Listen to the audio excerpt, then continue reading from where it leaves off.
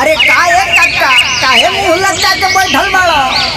अरे का बताइए बाबू, न राती के नींद आवता न दिन में चैन, आ दिन रात लोर में बहावता नयन। बड़ा दुख बा।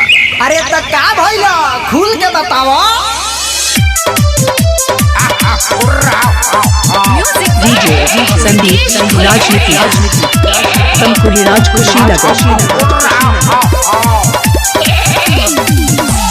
खतना ही दिया डाली कतनो जचारा लगता न बाटे एक कवनो सहारा। अरे तो जोकर खियावा।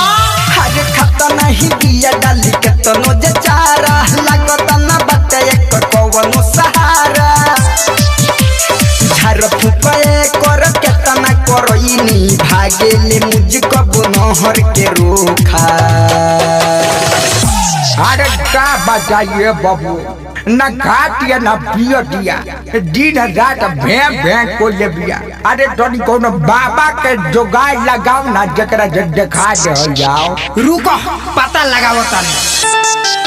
अरे दिल धोखा बकरिया के बोका, एही से मुहा एकर भइल बचोखा। हो दिल धोखा बकरिया के बोका, एही से मुहा एकर भइल बचोखा।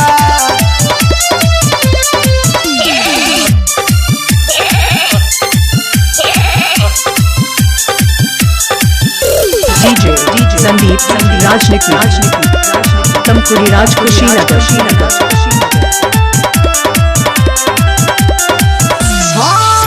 केतनो मनाई भाई करतिया, डलतानी घास रत भर बारी के दिया। अरे तो हर मिंसा खियावा। हाँ दिया तू बराई जातो ऊपर चक्कर में घुस गई दिया लागे प्यार के शहर में। अरे नीन चयन सब बाटे छिनाइल, मिलल दर्द ना बाटे रे छोटा। काका हो बुझाता एकरा लभेरिया धले बा। ते सही कहता रे बाबू। आ तो चल ना तनी कोनो लव गुरु बाबा से चेकअप करा दे। अरे दिले बा धोखा बकरिया के बोका, एही से मुहा एकर भइल बचोखा। अरे दिले बा धोखा बकरिया के बोका, एही से मुहा एकर भइल बचोखा।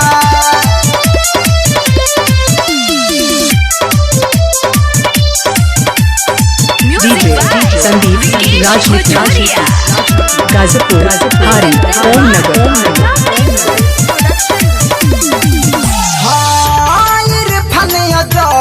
कवनो रुपैया न सूझल, भागल छोड़ा के हाथ से बगहाज छूटल। अरे तुम कैसवा से राय ना लेवेला। अरे पिए नहीं मारो भात के तनो पियाई, बोकावा के लागे तो भूल नहीं पाई।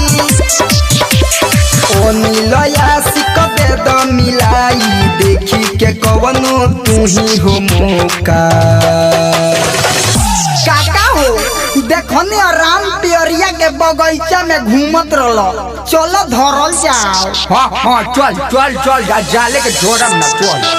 अरे दिल बा धोखा बकरिया के बोका, एही से मुहा एकर भइल बचोखा। हाँ दिल बा धोखा बकरिया के बोका, एही से मुहा एकर भइल बचोखा। Mobile number 93 010 51 335।